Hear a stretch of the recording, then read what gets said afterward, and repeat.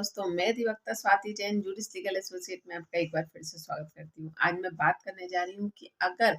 पति की इनकम सच में कम है और पत्नी कमाती है, लेकिन फिर भी पत्नी के द्वारा मेंटेनेंस की मांग की जाती है, तो ऐसी परिस्थिति में जहाँ पति सही है, पत्नी गलत है और मेंटेनेंस की मांग कर रही है, तो पति को क्या करना चाहिए। जानकारी पूरी पाने के लिए वीडियो में बने रहिए और अगर अभी तक आपने मेरे चैनल को सब्सक्राइब नहीं किया है तो प्लीज़ मेरे चैनल को सब्सक्राइब कर लीजिए ताकि आने वाली वीडियो की नोटिफिकेशन आपको मिल सके। चलिए बात करते हैं कि आखिर ऐसी परिस्थिति में जहां पत्नी मेंटेनेंस की मांग कर रही है लेकिन उसके पास इनकम के सोर्सेस हैं और पति के पास इनकम के सोर्सेस नहीं है या इतने ही हैं कि जिसमें वह अपना गुजारा अपनी लाइफस्टाइल अच्छे से चला सके, या यूं कहूँ कि इनकम तो है लेकिन खर्चे अधिक हैं, तो ऐसी परिस्थिति में पत्नी को वो कैसे दे सकता है। तो यहाँ कहीं ना कहीं एक जायज बात आती है, लेकिन आज की तारीख में मेंटेनेंस की बात आती है तो वहां पर इनकम एफिडेविट देना होगा, और जहां पर महिलाओं के द्वारा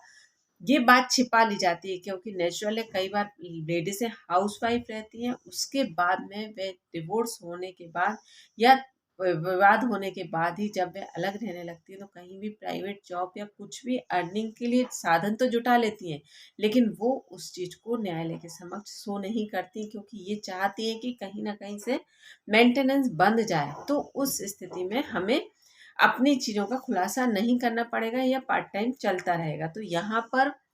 अगर पुरुष वर्ग के पास सच में इनकम के सोर्सेस नहीं है तो यहाँ पर पुरुष वर्ग को प्रयास यही करना चाहिए कि पत्नी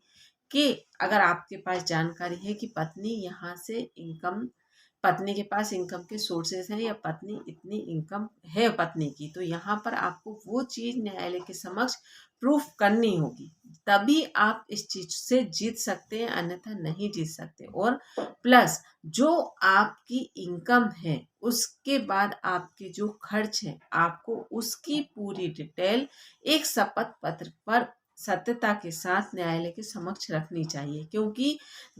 अगर आप इनकम एफिडेविट देते हैं तो यहाँ पर स्वाभाविक है कि आपकी इनकम शो हो रही है, लेकिन यहाँ पर ये बात भी समझ लीजिए कि अगर आप उसमें इस तरह के खर्च दर्शाते हैं कि जहाँ पर लोन दिखाने का प्रयास करते हैं कि जैसे हमने कोई संपत्ति फाइनेंस करा रखी है उसका लोन दे रहे हैं, मतलब वो सडनली आप जैसे पहले से चल रहा है तो उसे तो जजेस भी कंसीडर करते हैं, कोर्ट में भी कंसीडर किया जाता है, लेकिन जैसे आपका विवाद हुआ और आपने उसी समय के अकॉर्डिंग कोई भी लोन